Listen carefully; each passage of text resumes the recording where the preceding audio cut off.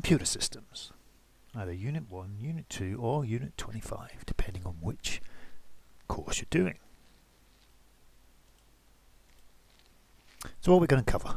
Well, we're going to look at how you're going to be assessed in this unit, some of the learning resources available, I'll show you some of those, what materials you're going to need throughout the course, and an explanation of how this unit is graded. There's also a number of credits associated with this course, and I'll explain all about those. So first of all, there are 3 assignments. First assignment, as you see on the screen, is about hardware components, operating systems, and comparing the functions of different operating systems. There are 3, as I say. The first one is a written assignment. The second one is practical, but it does involve research and presentation. You're going to find a computer for a particular customer. And the third one is you are going to build a PC. Go into more about that in a second. Everything's going to be submitted on the e-portfolio and assessed by your assessor. And you're going to follow the e-learning modules. So, what are the resources? So there are a number of quizzes as you watch the videos. There are a number of tutorials and semester books. We also have all the lessons on Grovo. And of course there's the internet and YouTube. And we have our own, and there are a number of books which we'll go through in a second. So the first book is BTEC Nationals for IT Practitioners. It covers all the core units. ISBN number on the screen. These are available from Amazon from literally 1 penny plus postage, as it's been in print for a long time and lots of libraries have now closed down. We've also got the complete guide to upgrading and repairing PCs. Not seen this one, however I imagine YouTube videos would be much more use.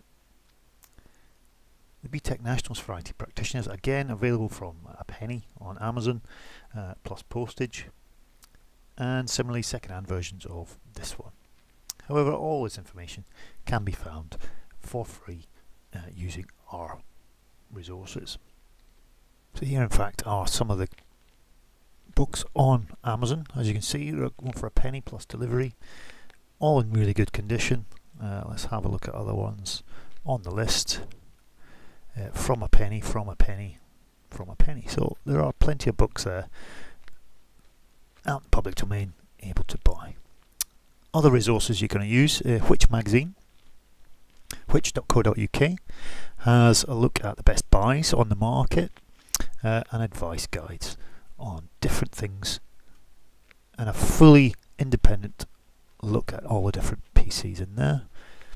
And then you've got computerweekly.com, which looks at lots of different aspects of the IT industry. You can log in, look at the very latest stories and research online. So what materials will you need? For the third part of the course, you're going to need to build a PC and get it working and demonstrate what you have done. Now we can supply some second-hand parts on loan, or you can use your own machine. Or if you use the second part of the course, when you have to specify a machine, you may then want to go ahead and build that machine. You will need to supply, however, your own monitor, mouse and keyboard to interrogate the systems case that we're going to send you, or one that you're going to build. And you will need an operating system.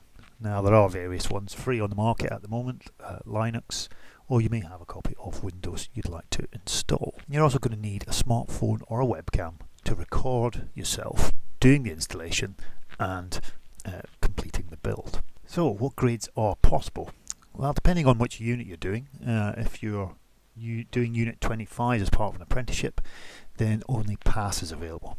If you're doing Unit 1 or Unit 2 as part of the Diploma in IT, merit and distinction are also available. It's going to first of all look at the Unit 2 version, which is part of the BTEC National in IT.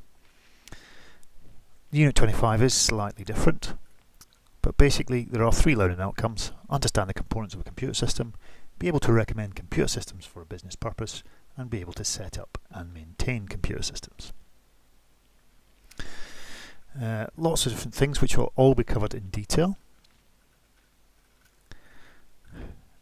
Grading criteria, there are 8 pass criteria, 3 merits and 2 distinction.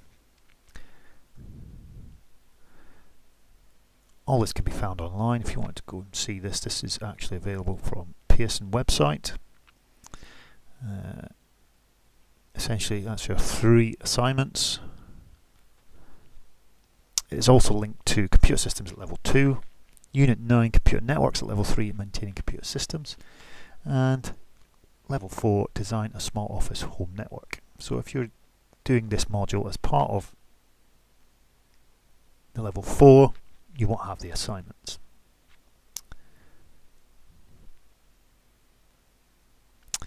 So we need practical resources, suitable technology. You can use simulators or multimedia tools before handling live resources. You will require access to computer equipment.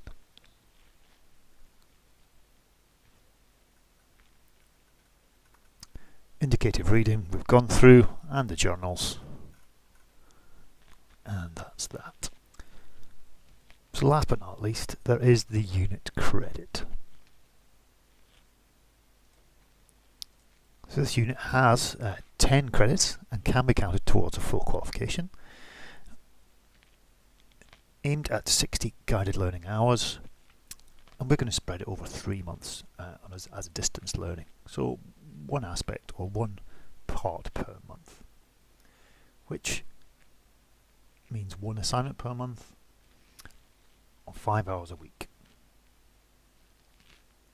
So in summary, we've looked at how the unit will be assessed, where the learning resources are, how it's graded, and how many credits the unit has. Hope you enjoy the course.